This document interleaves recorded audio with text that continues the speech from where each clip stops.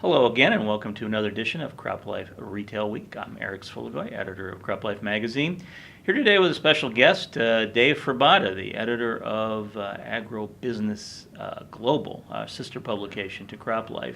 And Dave and one of our coworkers just returned from a trip over to Europe, and he's going to share with us some of the highlights from that trip, who he saw, and what the general mood is over the pond, across the pond. Thanks, Eric.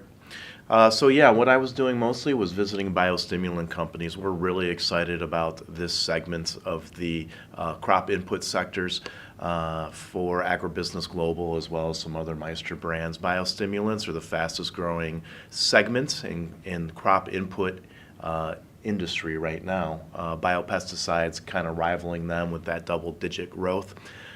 There's this space between traditional fertilizers and crop protection that biostimulants play an important role in keeping the plant healthy.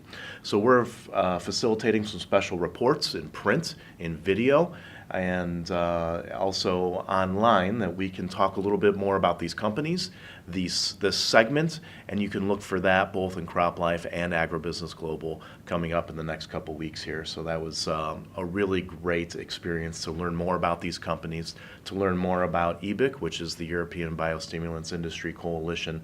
They're doing a lot of good advocacy for the betterment of regulatory harmony in Europe, which is, of course, always an issue. As we saw last week, disharmony among the EU voters.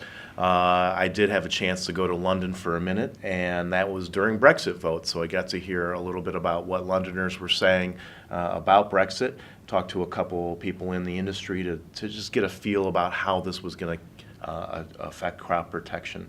Big impact or no? As a lot of people don't know a lot. We had some reaction to the markets that we all saw. They've rebounded now.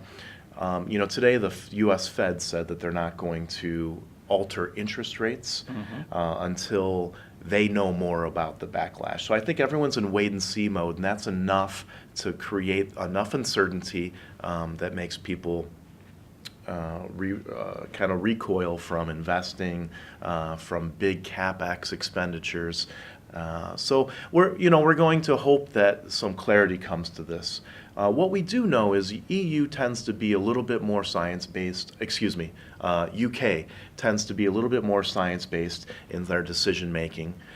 So that could be a good thing for crop protection. We're looking at the glyphosate rule in the EU, although they agreed to finally extend it.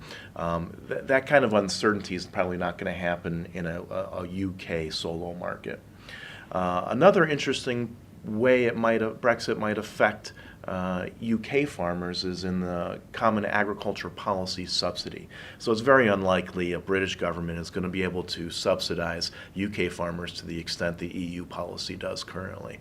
So it could be a little bit of loss of farm incomes or something to that effect for UK farmers. A small market, but an important market for specialty crops. Okay. And I know, Dave, you were talking a little bit about uncertainty kind of being one of the buzzwords you were dealing with. I know here in the U.S., of course, the ag market, there's a lot of uncertainty questions regarding what kind of year 2016 is going to ultimately be for the marketplace. Any feel for what the folks over in the EU and the UK were expecting for 2016's outlook? Yeah, I feel like a lot of the sources I talk to think that the second and third quarters this year are going to start to pick up. Seems like some inventory is working its way out of the value chain, and prices are starting to firm up on the crop protection side. Not so much on the fertilizer side. Those are controlled still by the commodities. Commodities are still at a pretty low point when you look at metals. You look at some ag commodities as well. So I think fertilizer industry is a victim of a very low commodity market. Oil continues to dive as well. But for crop protection products, those we're starting to see a little less softness. Those are firming up a little bit, and we expect those to increase steadily, modestly, but steadily throughout 2017. Okay. And for our viewers who are interested in more information, Dave, travel log or write-ups on your visits with folks will be appearing throughout the fall? Absolutely. You can go to agribusinessglobal.com and you can catch all the updates. Email me for any information you might be missing from the updates and travel logs. We'll be posting there shortly. All right. Well, thanks, Dave, for joining us today and sharing that information with our viewers. Thanks, everyone out there. We'll see you again real soon.